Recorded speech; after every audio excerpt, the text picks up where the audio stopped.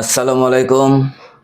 আজ আমরা পরিমাণগত রসায়ন ইউনিট 1 থেকে একটি গাণিতিক সমস্যা আলোচনা করব।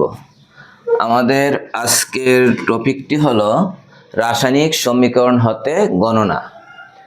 আজ আমরা চতুর্থ নিয়মের গাণিতিক সমস্যাটি আলোচনা করব। এর পূর্বে আমরা আরও 3টি নিয়মের গাণিতিক সমস্যা নিয়ে কথা বলেছিলাম।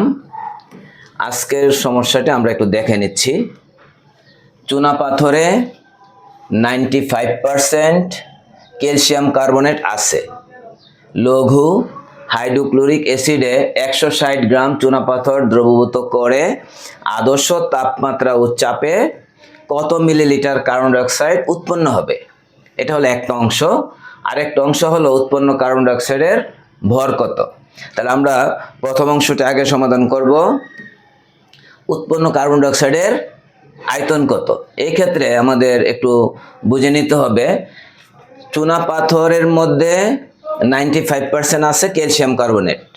এই ক্ষেত্রে বাকি 5% কিন্তু অপদ্রব্য রয়েছে। টোটাল চুনা পাথরের ভর হলো 160 গ্রাম। আমরা দেখে নিব 160 গ্রামের মধ্যে বিশুদ্ধ ক্যালসিয়াম কার্বনেট রয়েছে কত গ্রাম। প্রথমে ক্যালসিয়াম কার্বনেটের ভরটা আমরা নির্ণয় করব, তারপরে ক্যালসিয়াম কার্বনেটের সাথে লঘু HCl এর বিক্রিয়া ঘটাবো। বিক্রিয়া ঘটিয়ে এখানে উৎপন্ন কার্বন ডাইঅক্সাইডের আয়তন এবং ভর আমরা গণনা করব। এই ক্ষেত্রে প্রথমে একটু আমরা হিসাব করে দেখে নেই আমাদের বিশুদ্ধ ক্যালসিয়াম কার্বনেট রয়েছে কতটুকু।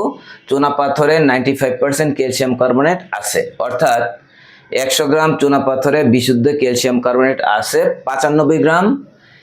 1 গ্রামে রয়েছে 1 গ্রাম চুনা পাথরে বিশুদ্ধ ক্যালসিয়াম কার্বনেট আছে কম 100 ভাগের 95। অতএব 160 গ্রাম চুনা পাথরে বিশুদ্ধ ক্যালসিয়াম কার্বনেট রয়েছে, 160 দিয়ে গুণ আমরা পেয়েছি 152 গ্রাম।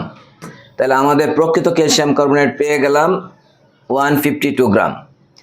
এখন আমরা ওই ক্যালসিয়াম কার্বনের সাথে লঘু হাইড্রোক্লোরিক অ্যাসিডের বিক্রিয়াটা দেখাবো। Calcium carbonate plus hydrochloric acid, calcium chloride, carbon dioxide, পানি। এখান থেকে বিক্রিয়া সমীকরণ থেকে দেখা যায় 1 মোল ক্যালসিয়াম কার্বনেট থেকে উৎপন্ন হবে 1 মোল কার্বন ডাইঅক্সাইড। আর এখানে ক্যালসিয়াম কার্বনের আণবিক ভর যদি আমরা বের করি 40 যোগ 12 16 × 3 = 100। এর গ্রাম আণবিক ভর হবে 100 গ্রাম। আর এখানে 1 মোল কার্বন ডাইঅক্সাইড হলো 44 গ্রাম। 1 মোল কার্বন ডাইঅক্সাইড আদর্শ তাপমাত্রা চাপে 22.4 লিটার আয়তন দখল করে। তাই 1 মোল কার্বন ডাইঅক্সাইডের STP আয়তন হলো 22.4 লিটার, যেটা দাঁড়ায় 22,400 মিলিলিটার। তাহলে আমরা লিখতে পারি 100 গ্রাম ক্যালসিয়াম কার্বনেট থেকে STP উৎপন্ন হয় 22,400 মিলিলিটার কার্বন ডাইঅক্সাইড। অতএব 1 গ্রাম থেকে উৎপন্ন হয় কম 100 দিয়ে ভাগ। আর 152 গ্রাম ক্যালসিয়াম কার্বনেট থেকে কতটুকু কার্বন ডাইঅক্সাইড উৎপন্ন হয় আমরা 152 দিয়ে গুণ করেছি। আমাদের হিসাব করলে আমরা পেয়ে যাচ্ছি 34,048 মিলিলিটার কার্বন ডাইঅক্সাইড। তাহলে উৎপন্ন কার্বন ডাইঅক্সাইডের আয়তন আমরা পেয়েছি। প্রথম অংশ আমাদের শেষ। এখন দ্বিতীয় অংশটি হলো উৎপন্ন কার্বন ডাইঅক্সাইডের ভর গণনা।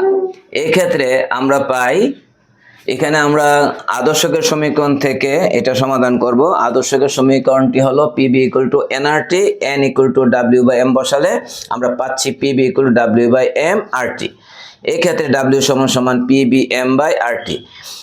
এই ইকুয়েশন ব্যবহার করে আমরা W অর্থাৎ কার্বন ডাইঅক্সাইডের ভর গণনা করব। এক্ষেত্রে একটা বিষয় মনে রাখতে হবে, এখানে মোলার গ্যাস দ্রবক 8টা আমরা কোন এককে ব্যবহার করব।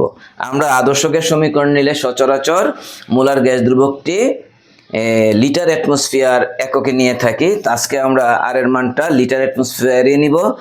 আর এর লিটার অ্যাটমসফিয়ার একক হলো 0.0821 litre atmosphere per kelvin per mole.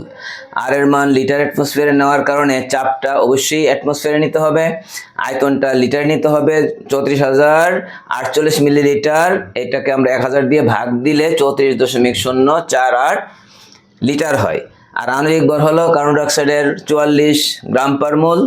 আর টেম্পারেচার আদর্শ STP টেম্পারেচার হলো আদর্শ তাপমাত্রা হলো 0 ডিগ্রি সেন্টিগ্রেড, যেটা দাঁড়ায় 273 কেলভিন। এই ভ্যালুগুলো যদি আমরা এখানে বসাই তাহলে চাপের ভ্যালু, চাপের মান আয়তনের মানটা এখান থেকে আমরা সবগুলো বসিয়ে দিব, এম এর মান, আর এর মান এবং টি এর মান বসালে আমরা পাচ্ছি, হিসাব করলে আমরা পেয়ে যাচ্ছি 66.84 গ্রাম কার্বন ডাইঅক্সাইড। তো এই ক্ষেত্রে আমরা কার্বন ডাইঅক্সাইডের ভর পেয়ে গেছি। আমাদের গাণিতিক সমস্যাটিতে দুইটি অংশ ছিল, এই দুইটি অংশই আমরা সমাধান করেছি। আর আমাদের আজকের সমস্যা ছিল রাসায়নিক সমীকরণ হতে গণনা। এই রাসায়নিক সমীকরণ থেকে গণনার আরও 2-4টি গাণিতিক সমস্যার পিডিএফ এই আজকের ভিডিওটির কমেন্ট সেকশনে দেওয়া হবে। আজ এ পর্যন্তই। থ্যাংক ইউ সবাইকে।